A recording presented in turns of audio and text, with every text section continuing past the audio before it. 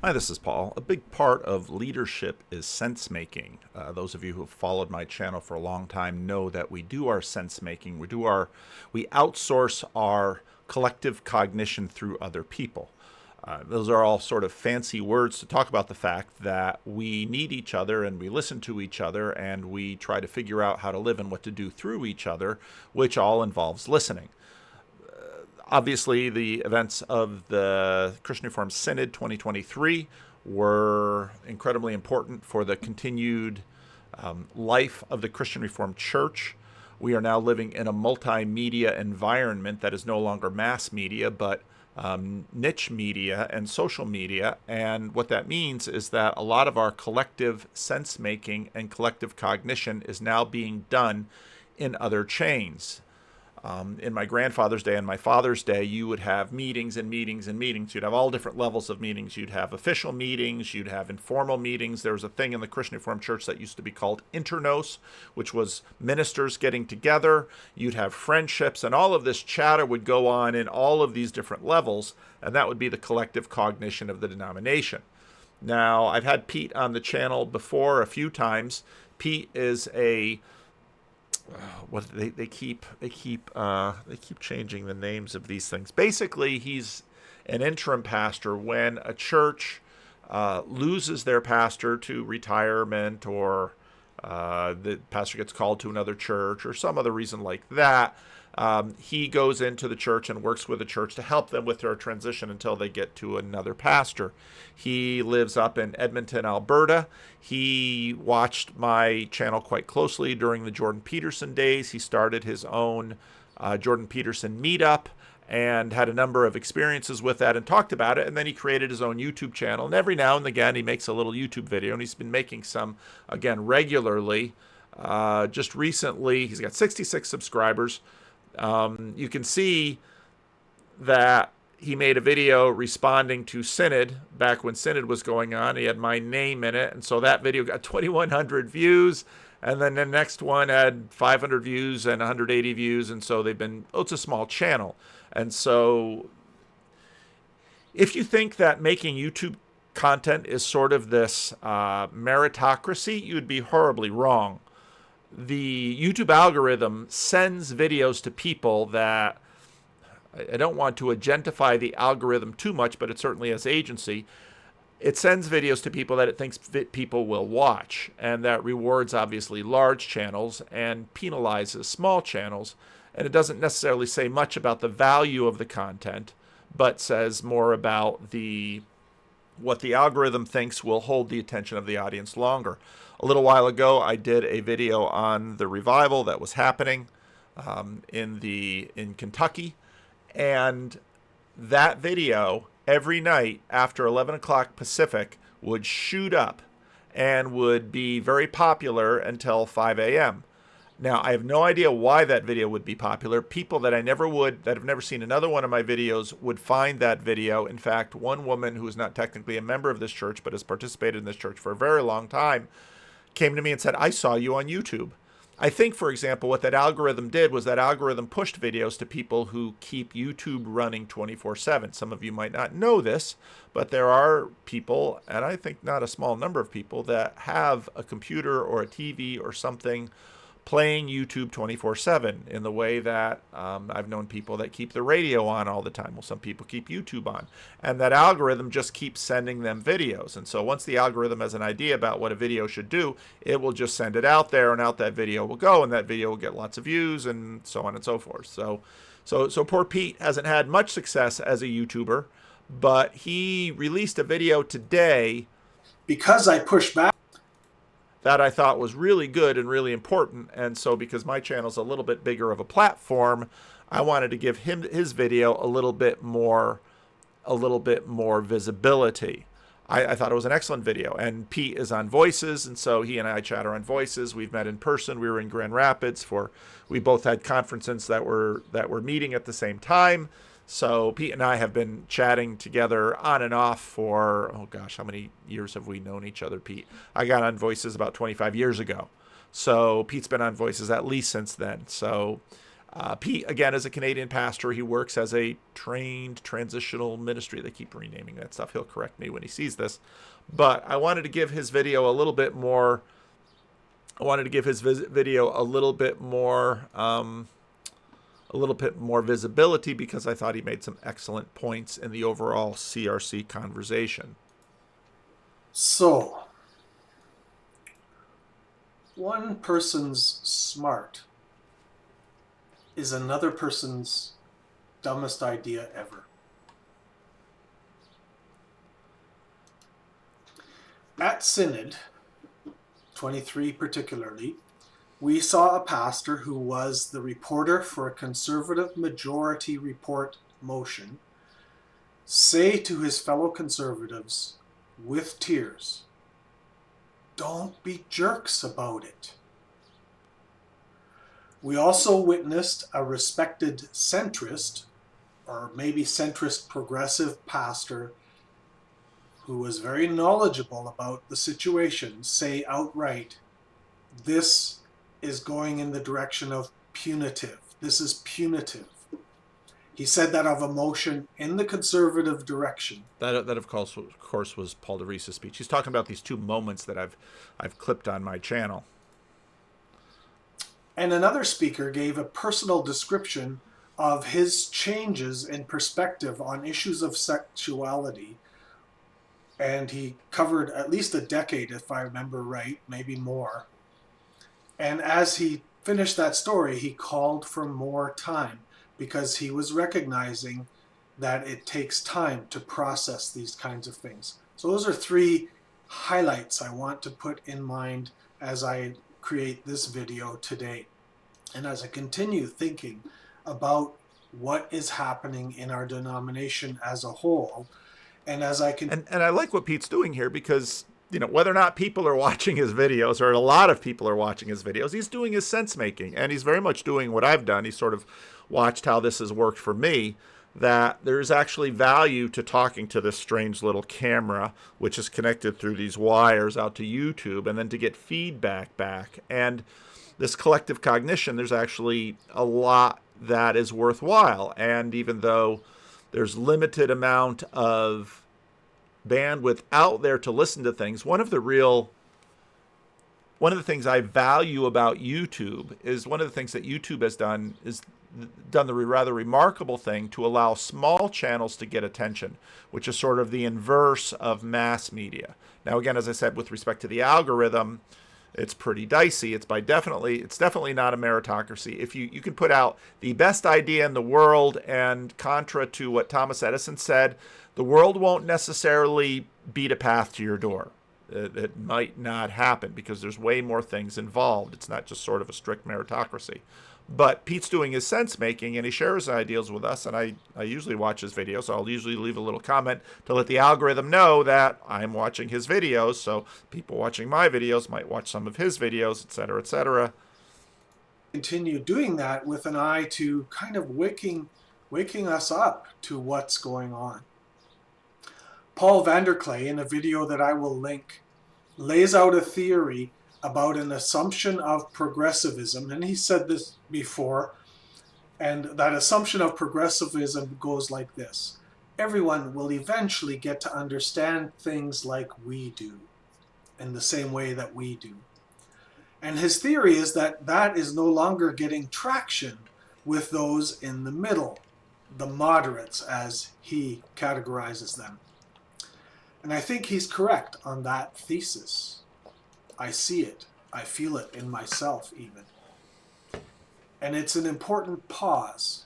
And again, a number of the videos that I've been making, and again, I've got vacation coming up, so this is going to get paused, and I know that when I get vacation, I get I get redirected because I have all new ideas. My wife and I are going to be traveling in the car, and we're going to be seeing new things, and we're going to be listening to audiobooks, and we're going to be having conversations. And her idea is that we actually will record some of our not our conversations, but at least my parts of it. I don't think my wife's real excited about being on YouTube, but so we'll see what comes out during vacation. But again, it's nice to have Pete agree with me. Pete disagrees with me on plenty of other things, and has no problem telling it and sharing it with me and saying it on YouTube or saying it in Voices. But what the key thing that he said is he sees it in himself, that many progressive assumptions are simply falling apart. And what looked like sort of some iron rule of reality, of culture, of religion, is all breaking down now. And things aren't going as people imagined they were. And that was, I think, what led to a lot of the response from sort of the establishment progressives in the denomination. They're just angry and shocked and furious that at this is happening. How can they do this? I remember there was one of my member of this church who's no longer with us because he's with the Lord now. He would always remind me in the early days of the church when we were making some changes here. He says, just remember that if you walk and nobody follows, you're walking alone. That's not leading. And he's right. Leading is a very difficult thing. I just had a conversation with a professional wrestler, I've had a lot of great conversations lately, but this conversation just opened up whole new vistas of intelligibility for me, and we'll get to that when I play the video. An important reason to pause and think. From where I sit up here in Canada, the US election in 2016 was the first indication of a tectonic North American cultural shift, and it was grinding that assumption I've just mentioned under a bigger tectonic plate. To me, Synods 22 and 23 are aftershocks to that cultural quake. Now, I don't know if I would frame it that way. They're definitely. I think he's correct in that what we've been seeing is the end of sort of a progressivism, and this is every now and then the spiral dynamics, that whole group, the integralists. They have this fairly this idea of the way things go. I don't think things go quite that orderly. But I think it has a lot to do with these meta-modern ideas. And again, one of the interesting things that the professional wrestler said to me was, one of the things that has changed in professional wrestling is that right now the clean narratives are doing very well. It's just the traditional storytelling is doing really well. And some of these other ways of storytelling have fallen away. And this is what the movie makers, in terms of the meta-modern and all of that conversation, they're seeing that, it's changing. The post-modernity is at sort of a dead end. Again, C.S. Lewis made that point, that the point of seeing through or critiquing or deconstructing is not to just keep deconstructing. You can't live that way. It's to see through to the truth. It's to actually see what's there. And I think I don't think the rise of Jordan Peterson in 2016 was accidental. I think it had everything to do with this larger wave. I don't think the wave was political. I think the political was a manifestation of that wave, but it's a much bigger wave that religion and politics and art, all of those things are moving through the culture. I see them as related, connected, as in there's a movement by what I call the Returnists to make the church great again. It's the same movement. See, and again, I think the movements are connected, but I don't see the conservatism in the CRC as sort of being MAGA. They're certainly conservatives, and they certainly want to go back to things, but I really don't think they're quite in that frame. So here's an area where first the progressives, but then also particularly the Returnists, should and have to examine how affected they are by trends in secular culture, which both groups have put into Christian language and which they are convicted about. They have to look at what's really going on here. if you are pressing this through Synod as a result of a secular movement in the wider culture, you have something to think about and something to explain. Now what he does there is he sort of, it's a trope in evangelicalism where, and much more broadly in Christianity, partly by virtue of the way that the New Testament talks about the world. It's a trope that, it's not a trope, it's reality. We don't want to be worldly. But the relationship between those worlds, and this is somewhat Aaron Wren was working on with a positive, neutral, negative world, because Christianity has been moving the world for a very long time. And I think there's sort of a purifying thing that goes on. There's this dynamic that goes back and forth. So I know it's very low resolution to say, well, that's worldly, and low resolution doesn't mean wrong or unfair, but a little higher resolution is helpful because, again, I've said many times, I think the liberationist awakening that sort of the American Civil Rights Movement just burst onto the scenes as part of, that might have been a subset of the overall progressive movement that begins in the 19th century, that has its roots in Christianity, because Jesus is very much a liberationist. If you look at, let's say, his first sermon in the Gospel of Luke, I've come to set the prisoners free. I think part of the reason we're seeing this pause, this moderate pause, is we're recognizing that there are many different kinds of enslavement, and you can be enslaved by a liberationism that actually winds up being to your detriment and your downfall. Little aside here after that serious comment is that I love sitting here behind my keyboard and watching videos and thinking about these things and waiting for a time when Paul reaches a fame and fortune level where he actually needs staff. I think he's on the edge of that with his I have staff, they're unpaid, and they're not terribly they don't really work for me. They work for the movement, and they're all over the place, Pete. In some ways, all of this is happening already. recent membership move.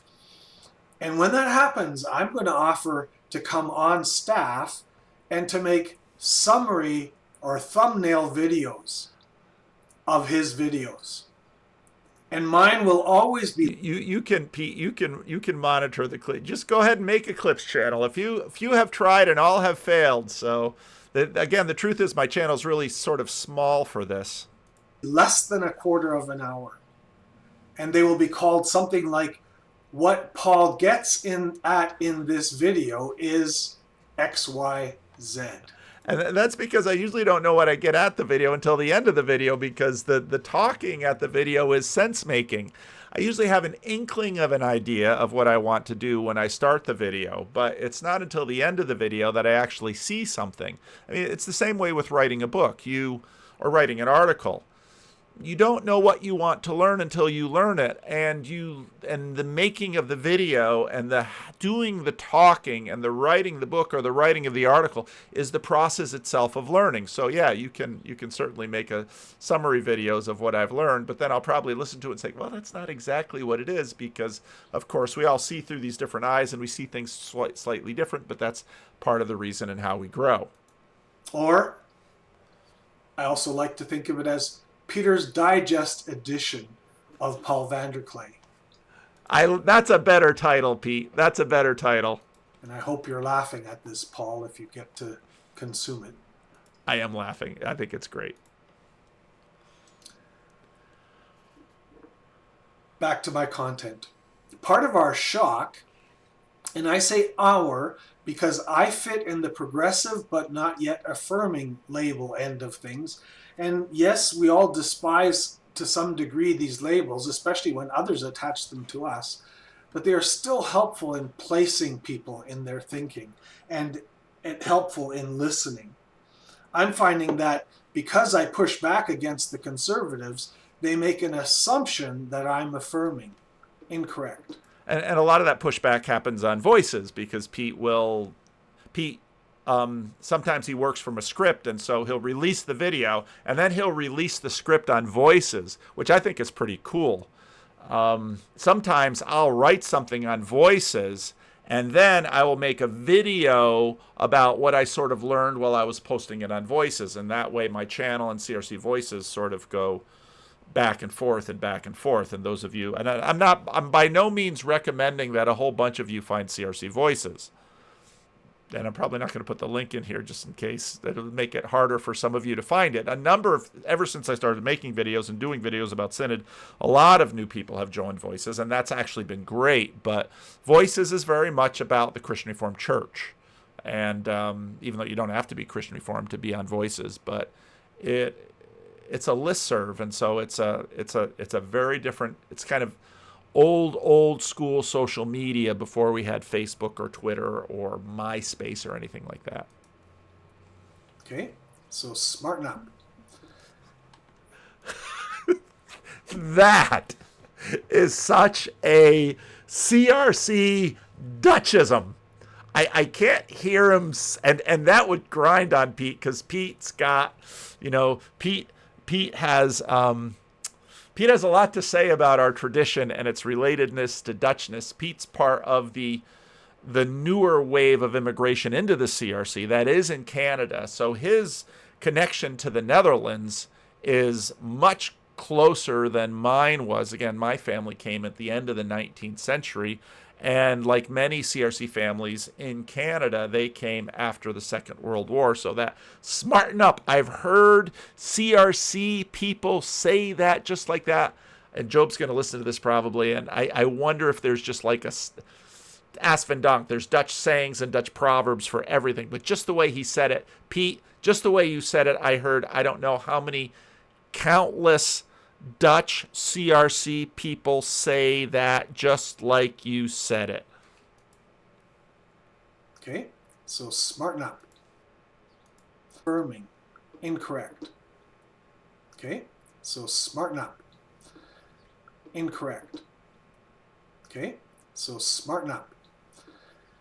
Incorrect. Okay, so smarten up. Now I'm channeling Chad's Friday Morning Nameless channel. Part of our shock is this shift in who we are and how some of us get things done. There's this feeling that this is not how we do things, which I think even was expressed somewhat on the floor of Synod. And it is a crisis of our assumptions. If we have an assumption as progressives that we talk things out, and that we sit down at the table and we work them out face to face, as again, I repeat, apparently was successful at some level at the Synod committees, that assumption is in crisis. It's being challenged. When we hear and read of conservatives who say, we had the votes, so why spend time talking? A proper alarm should register for us. We can't believe at some level that Christians can believe what the Returnists say is right and effective.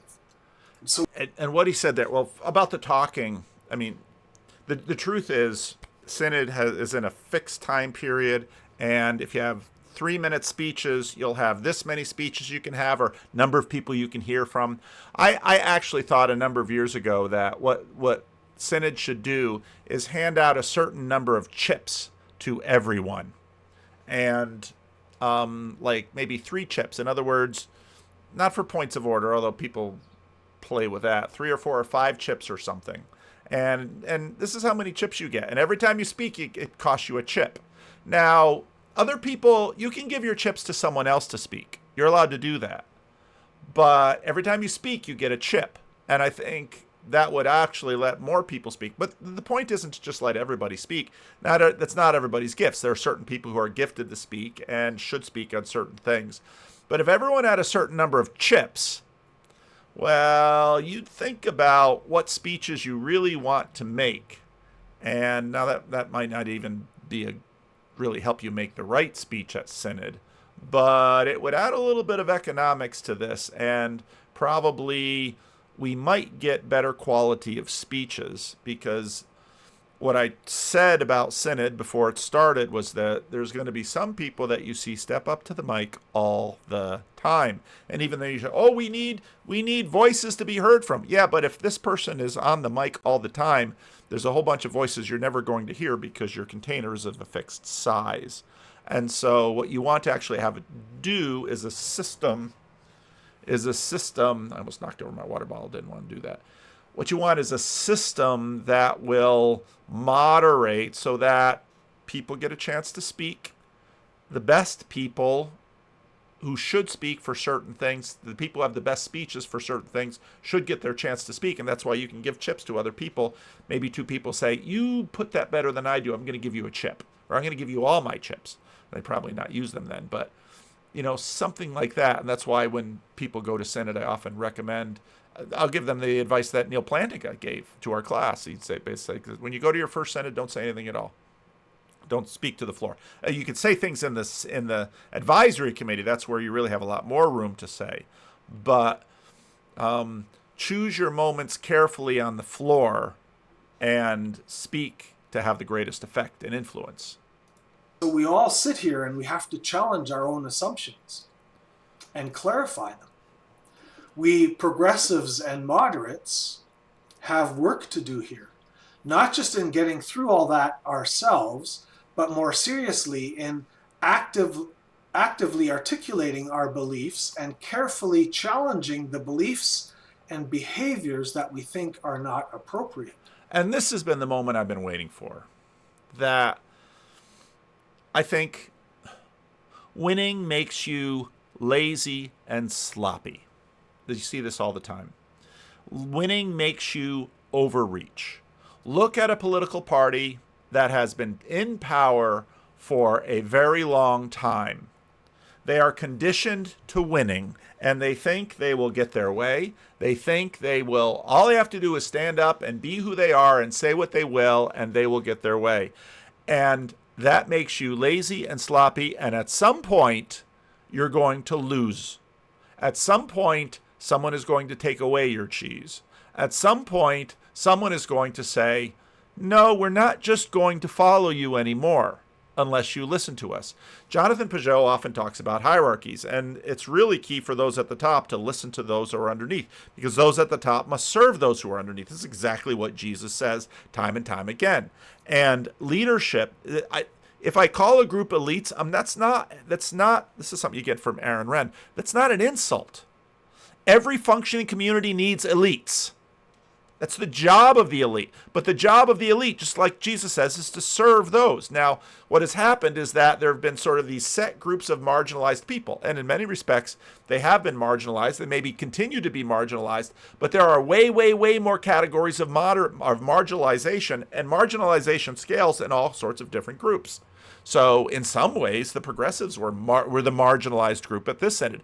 And when they realized it, like that one speech from the one woman, I want to know the votes because I want to know how small of a majority me and my people really are in this group. Yeah, you should know. You're being marginalized. It's not much fun. Conservatives in the CRC have been marginalized for a lot of years. They didn't have fun with it either. Republicans in the state house in California, they're not having much fun. It's never much fun in a democracy to be on the losing side. But when you find yourself on the losing side, you now need to pivot and figure things out. Because what's happened is that the ascendant group in our culture has been in ascendancy so long, they basically we don't need to listen to people. We have our coalition. And that's why over the last 5-6 years, what we've seen on YouTube is that you have all these people who used to be progressives and did something that sort of put them on the outs of their little group. They said the conservatives welcomed me with open arms. They gave me a platform. They would listen to me. We would have a conversation. It's all the people who've been the elites for a while that have basically have relaxed in their positions of privilege, influence, and power, that they've stopped doing the work, as it is said, and now they are in trouble.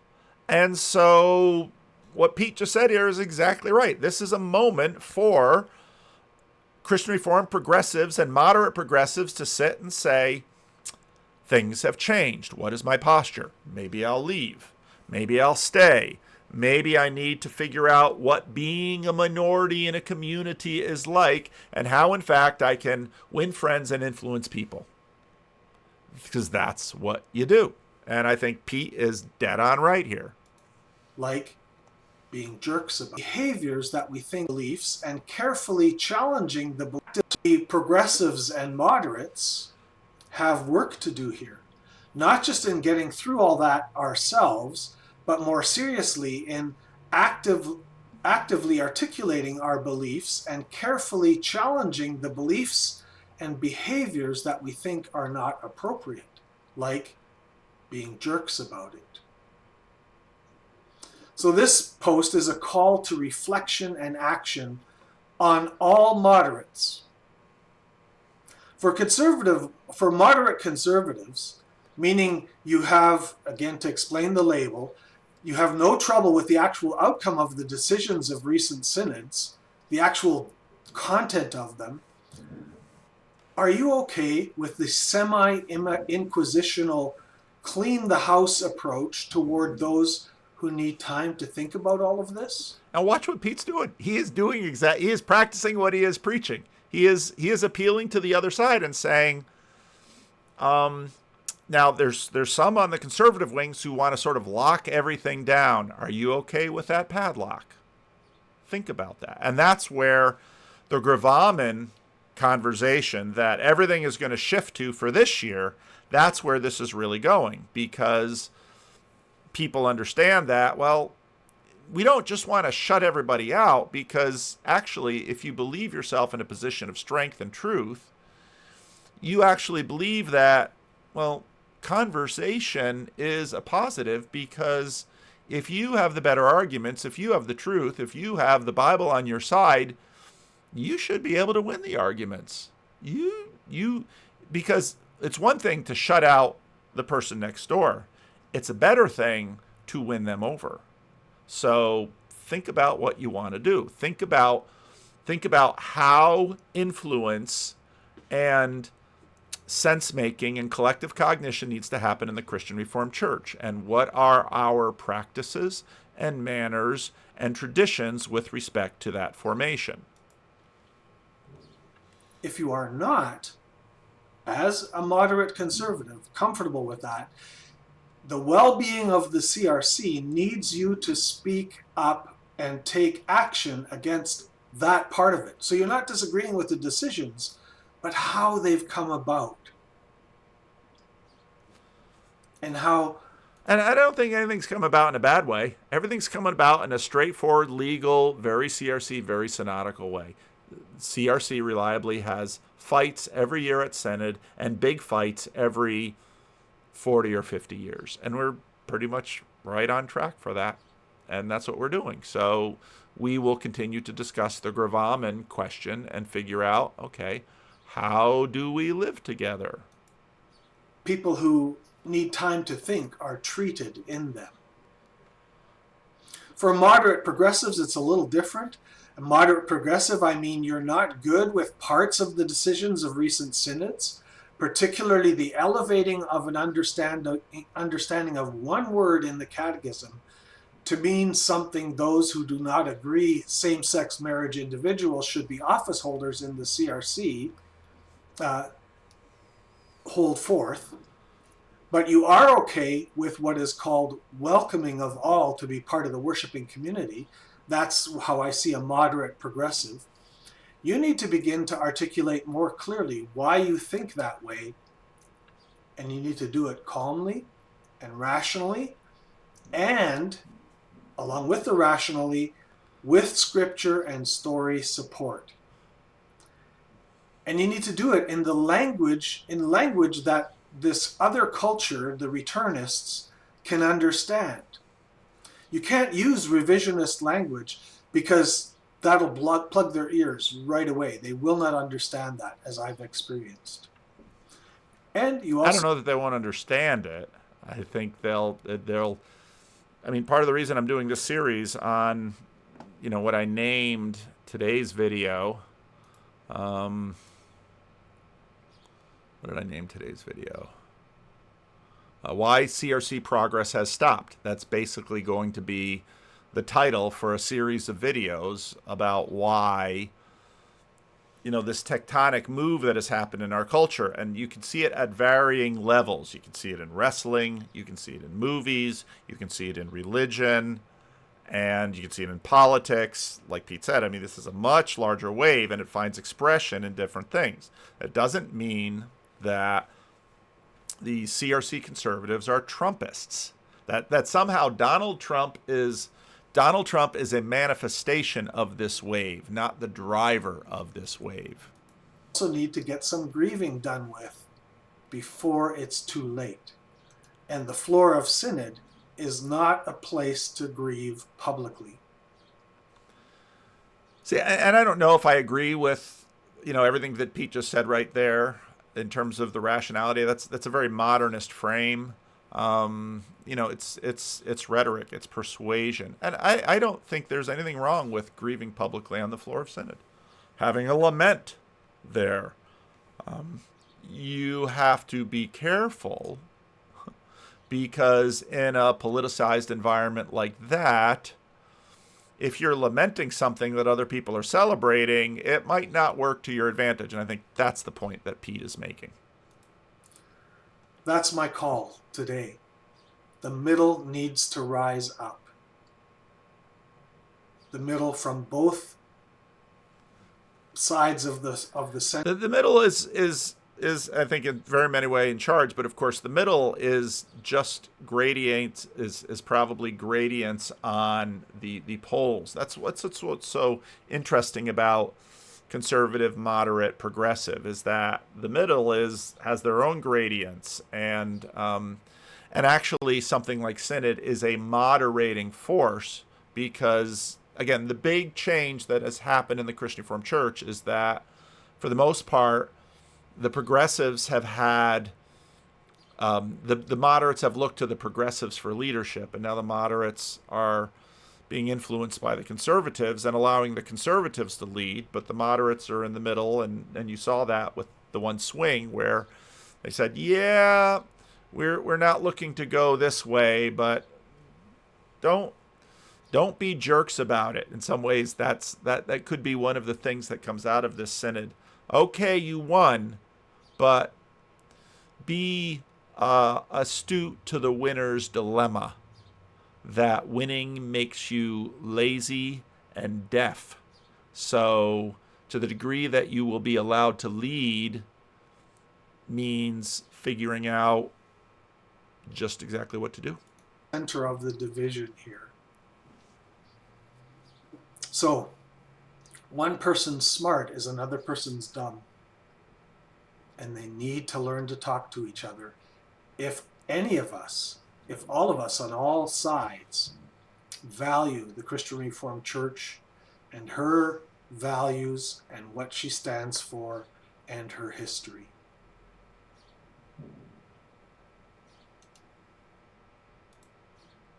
End of Pete's video.